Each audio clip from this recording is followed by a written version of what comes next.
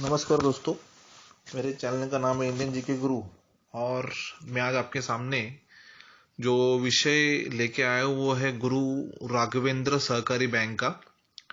इस बैंक का भी जो प्रॉब्लम है वो सेम प्रॉब्लम है जैसे Punjab and Maharashtra cooperative bank का जो प्रॉब्लम हुआ जिसमें स्कैम हुआ था, वैसा ही सेम स्कैम गुरु राघवेंद्र सहकारी बैंक में भी हुआ है। गए एक साल से बड़े बुजुर्ग जितने भी डिपॉजिटर्स है वो अपने ही पैसे निकाल नहीं पा रहे, हालांकि उनको 1 लाख रुपया विड्रॉल करने की लिमिट दी गई है। लेकिन मुझे हर बार ये समझ में नहीं आता है कि आरबीआई, फाइनेंस मिनिस्टर, हमारे पंतप्रधान मोदी जी ये सब मिलके एक साल में करते क्या रहते। इतना टाइम इनको क्यों लगता है, जबकि वेरियस स्कीम्स है जिसके तहत इस बैंक को रिजोल्यूट किया जा सकता है। जैसे इन्होंने यस बैंक को रिजोल्यूट किया। इसके बाद में बहुत सारे ऐसे गवर्नमेंट बैंक है जैसे देना बैंक है, बैंक ऑफ बड़ौदा है, बहुत सारे बैंक है जिसमें कुछ ना कुछ प्रॉब्लम होते रहते हैं। लेकिन हमारे जो आरबीआई है, हमारा ही पैसा जो बैंक में डिपॉजिट रहता है, वो जो आरबीआई में रिजर्व रहता है, वो पैसा इन बैंक को इन बैंक में इन्फ्यूज करती रही। जैसे पंजाब नेशनल बैंक का 11,600 करोड़ का घोटाला हो गया था, फिर भी इन्होंने इस बैंक को बंद नहीं किया। देना बैंक में घोटाला हुआ, इस बैंक को बंद नहीं किया। बहुत सारे गवर्नमेंट बैंक है, इसमें बहुत सारे घोटाले होते रहते हैं और गवर्नमेंट इनमें पैसा इन्फ्यूज करते रहती है। लेकिन जब कोऑपरेटिव बैंक का प्रॉब्लम आता है जिसमें बहुत सारे गरीब लोगों का पैसा होता है जो हम अपने खून पसीने की कमाई इस बैंक में डालती है, तो इस बैंक को आरबीआई ने ही लाइसेंस दिया हुआ होता है। ऐसा नहीं है कि बहुत जन बोलते हैं कि कोऑपरेटिव बैंक में पैसा डालना नहीं चाहिए, लेकिन इन सब बैंक का जो रेगुलेटर है वो आरबीआई है और ये आरबीआई इन बैंकों का रेगुलर ऑडिट करता रहता है। और जैसे कि इस बैंक का प्रॉब्लम हो गया है गुरु राघवेंद्र सहकारी बैंक का, इस बैंक के प्रॉब्लम में भी 2008 2009 में एक विसल ब्लोअर आया था।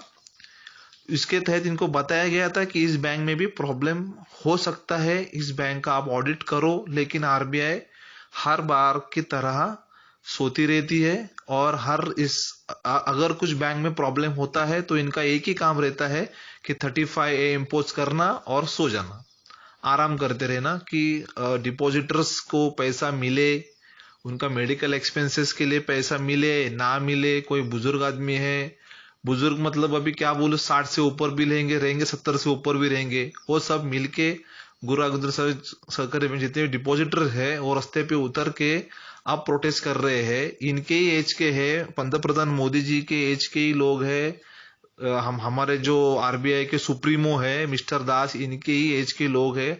अगर ये ही सिचुएशन इनके ऊपर आती और इनको ऐसे रास्ते पे आके अपने पैसे के लिए भीख मांगनी पड़ती, तब इन्हें पता चलता। इनको क्या है, ये बैठते हैं आलीशान ऑफिसेस में, इनके ऑफिसेस एयर कूल्ड रहते हैं। इनको जो डिपॉजिटर्स है, जो आम डिपॉजिटर्स है, जो नॉर्मल जनता है, इनके लिए इनके मन में कुछ भी नहीं रहता है, ना सिंपैथी है ना कुछ है। सालों साल ये देखते रहते हैं कि कितने लोग मर सकते हैं, कितने लोगों का प्रॉब्लम होता है। आज कुछ निर्मला सीतारमन जी मैडम ने आके कुछ चैटिंग किया, इनके साथ में कुछ बात किया। जो गुरु राघवेंद्र सहकारी बैंक के जो डिपॉजिटर्स है उस प्रोटेस्ट कर रहे थे, उनको बोल रही हैं कि प्रोटेस्ट मत करो, ऐसा मत करो, हमने 1 लाख रुपए दिया है। 1 लाख रुपया दिया है तो आपने इन बैंक के डिपॉजिटर्स के ऊपर कोई भी मेहरबानी नहीं की है। ये इनका ही पैसा है और इनको मिलना चाहिए। और जैसे आपने पीछे आपके बजट में कहा था कि अगर किसी बैंक का प्रॉब्लम होता है, किसी बैंक को लिक्विडेट ना भी हो तो भी आप उस बैंक के जो डिपॉजिटर्स है उनको 5 लाख आप लोग देंगे। तो अभी तक ये रूल क्यों पास नहीं किया है? अभी आपका तो मॉनसून सेशन भी आने वाला है, तो इसमें आप ये चीज पास करके दे क्यों नहीं रहे हैं? 5 लाख रुपए आपको इमीडिएट देना चाहिए था, जो अभी तक आपने गुरु राघवेंद्र सहकारी बैंक के लोगों को दिया नहीं है। लोगों के पास मेडिकल एक्सपेंस के लिए जो डेली एक्सपेंसेस रहते, मैं मेरे हर वीडियो में यही बोलता हूं कि लोग अपना डेली एक्सपेंसेस कैसे चलाएंगे, आप हमें जरा बताइए। आप आपका खुद का घर 1 लाख रुपए में 1 साल के लिए चला के दिखाइए। निर्मला सीतारमन मैडम जी, मोदी जी और दास जी, आपको अगर हम सब मिलके 1-1 लाख रुपया दे दे और आपको ये कहा जाए कि 1 लाख रुपए में आपके घर चला के दिखाओ। क्या आप आपका घर चला सकते हैं 1 लाख रुपए में? आप जैसे मेहरबानी के भाषा में बात करते हैं कि 1 लाख रुपए दे दिया है, मतलब बहुत बड़ी बात नहीं की है। ये आप लोगों का ही फेल्यूर है, ये आरबीआई का फेल्यूर है। और जो ऑफिशियल्स है इस कोऑपरेटिव बैंक में एक एक बहुत बड़ा प्रॉब्लम है कि इनके जो प्रमोटर्स होते हैं, जो इनके चेयरमैन होते हैं, यही मिलके ये सब फ्रॉड करते हैं। और इस फ्रॉड में कहीं ना कहीं इनके जो बड़े बड़े ऑफिशियल्स रहते हैं, आरबीआई के भी ऑफिशियल्स, इनका सब अगर अगर आरबीआई का इनको सपोर्ट नहीं रहेगा, या तो आरबीआई का जो ऑडिटर्स रहते हैं, इनके खुद के जो ऑडिटर्स रहते हैं, अगर इनका इनको सपोर्ट नहीं रहेगा तो ये फ्रॉड हो नहीं सकते। मैं खुद एक एमबीए फाइनेंस पर्सन हूं। अगर मुझे किसी बैंक की बैलेंस शीट दी जाए तो मैं इमिजिएटली वो बैलेंस शीट देख के उसका ऑडिट करके 1 साल में, 1 साल नहीं लगता है हमको, उसको 1 महीने के अंदर ऑडिट करके हम उनको रिजोल्यूट भी कर सकते हैं और उनके लिए अच्छी स्कीम लेके आ सकते हैं। लेकिन इतने बड़े बड़े पोस्ट पे आरबीआई के ऑफिशियल्स बैठे हैं, इनको क्या भी पता है, इतनी बड़ी बड़ी सैलरीज लेते हैं, लेकिन उनको एक स्मॉल प्रॉब्लम, जैसे पंजाब एंड महाराष्ट्र बैंक का प्रॉब्लम सॉल्व करने के लिए इनको तकरीबन 18 महीने लग गए। अभी ये जो प्रॉब्लम है इनका, इनके लिए भी तकरीबन उतना ही टाइम होते आया है, फिर भी इनका वही चलते रहता है। आप प्रोटेस्ट मत करो, आप इधर मत आओ, अब आप अपने घर पे बैठो, आप घर पे मर जाओ, आपका जो मेडिकल एक्सपेंसेस वो आप देख लो। इसका इनका ऐसे ही कहना रहता है। इसके लिए जितने भी डिपॉजिटर से, गुरु राघवेंद्र सहकारी बैंक के जितने भी डिपॉजिटर से, आपको मेरी एक ही सलाह है, आपका जो भी प्रॉब्लम्स है, आपको अगर यूट्यूब में वीडियो बनाने को नहीं आ रहा है तो आप, आपका कोई फ्रेंड रहेगा, कोई भी रहेगा, इनके साथ में मिलके ये वीडियो बनाइए। और ये सब वीडियो बना के आपका जो यूट्यूब चैनल रहने का जरूरत नहीं है, आपके जो यूट्यूब पे आप अपलोड कर दीजिए। तब जाके गवर्नमेंट को ये समझेगा कि आपका एक्चुअल दुख क्या है और आप किस कंडीशन से गुजर रहे हो। क्योंकि गवर्नमेंट को क्या है, गवर्नमेंट को किसी की पड़ी नहीं है। गवर्नमेंट सिर्फ ये देखता है कि उनका पैसा बच जाए। अभी अगर उनको पैसा देना होता 5 लाख रुपया, तो इमीडिएटली वो डीआईसीसी कवर का जो 5 लाख रुपये है वो आपको देना चाहिए था। जितने भी गुरु राघवेंद्र बैंक के जो भी डिपॉजिटर्स है उनको देना चाहिए था।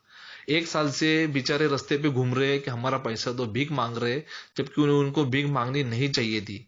फिर भी इस गवर्नमेंट को समझ में नहीं आ रहा। हर बार ऐसे ही होता है कि बड़े लोग स्कैम करते हैं, बड़े ऑफिशियल स्कैम करते हैं, आरबीआई के जो लोग सोते रहते हैं, इनको कुछ पता नहीं रहता है, ऑडिट करते हैं। ऑडिट कौन सा ऑडिट करते हैं भगवान जाने, किस तरह का ऑडिट इनका है। अगर इनको ऑडिट करने को नहीं आ रहा है तो बंद करो ये सब सिस्टम।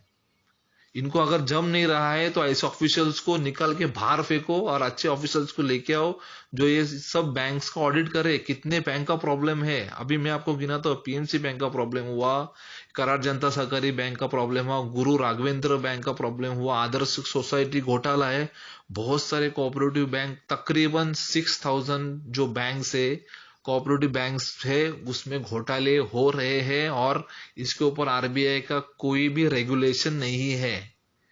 इसका मतलब क्या है कि हमारा पैसा डूबेगा ही डूबेगा। तो मेरी गवर्नमेंट से ये अपील है, मेरी रिक्वेस्ट है कि एटलीस्ट गुरु राघवेंद्र सहकारी बैंक के लोगों को का जो प्रॉब्लम है वो आप जल्द से जल्द सुनिए और उनको जितनी भी मदद कर सकते हैं उतनी मदद कीजिए। या तो इस बैंक को किसी अच्छे बैंक के साथ में, जैसे पीएमसी बैंक को सेंट्रम और भारत पे के साथ मर्जर की प्रक्रिया शुरू हो गई है, जो प्रोसेस है वो स्टार्ट हो गया, वैसे ही आप इस बैंक को किसी अच्छे बैंक के साथ मर्जर कर दीजिए। तो कोई स्टार्टअप कंपनी रहेगी, जो फिनटेक कंपनी रहेगी, उसके साथ में इसको मर्जर करके एटलीस्ट बैंक चालू तो कीजिए। आप इस बैंक को 35 लगा के बंद कर देते हो, इस वजह से ही प्रॉब्लम होते हैं। लोग सुसाइड कर लेते हैं क्योंकि लोगों को ऐसे लग जाता है कि अभी ये बैंक बंद हो गया है, अभी अब मेरा पैसा मुझे नहीं मिलेगा। ना तो आप लोग एश्योरेंस देते हो, ना तो गवर्नमेंट का कोई ऑफिशियल एश्योरेंस, ना कोई नेता, ना पॉलिटिशियन, कोई भी सामने नहीं आता है। इसके लिए मेरी गवर्नमेंट से रिक्वेस्ट है कि गुरु राघवेंद्र बैंक का जो प्रॉब्लम है वो जल्द से जल्द सॉल्व किया जाए। इनको एटलीस्ट डीआईसीसी कवर का 5 लाख रुपीज मिलना ही चाहिए, क्योंकि इनके जो डेली एक्सपेंसेस है वो चलने चाहिए। फिर आप धीरे धीरे इनका जो सॉल्यूशन निकालना है वो निकालो।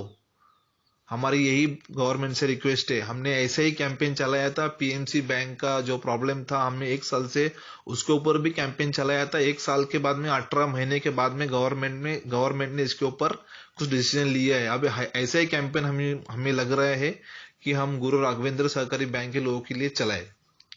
जय हिंद, जय महाराष्ट्र।